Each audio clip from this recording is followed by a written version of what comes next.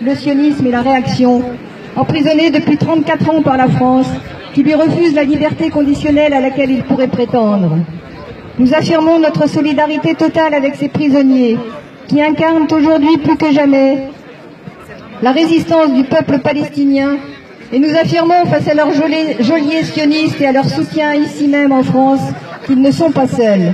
La résistance ne s'emprisonne pas. Chers camarades, chers amis, je rappellerai que lorsque nous luttions contre la loi El Khomri, les syndicalistes palestiniens nous avaient adressé à leur tour un message de solidarité et de soutien, bien conscients de la nature de classe de cette loi, eux qui bénéficient peu de garanties et de protection sociale.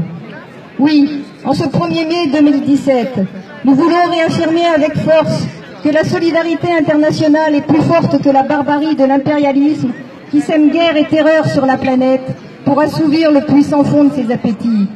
Et en cela, notre comité le rappelle sans cesse, la lutte du peuple palestinien est une cause exemplaire, centrale, universelle et révélatrice.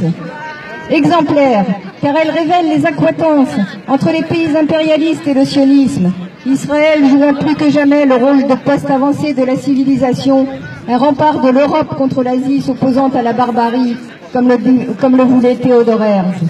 Centrale, car le maintien d'Israël dans la région permet le maintien de la suprématie des puissances occidentales qui l'ont créée. Universelle, car la lutte des Palestiniens est la cause de tous les peuples opprimés, tout comme leur résistance est le symbole de la lutte contre toutes les oppressions et injustices.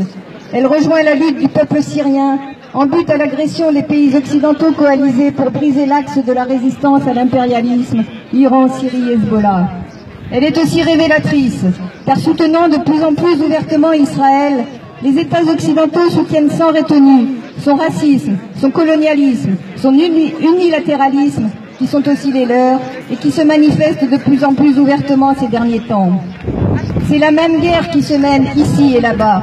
Ce sont les mêmes multinationales qui dressent les travailleurs et les peuples les uns contre les autres et instillent la peur qui divise et affaiblit les exploités. En ce 1er mai 2017, nous le réaffirmons haut et fort. Vive la Palestine, vive la résistance palestinienne, boycott Israël, vive la solidarité internationale. Je vous remercie.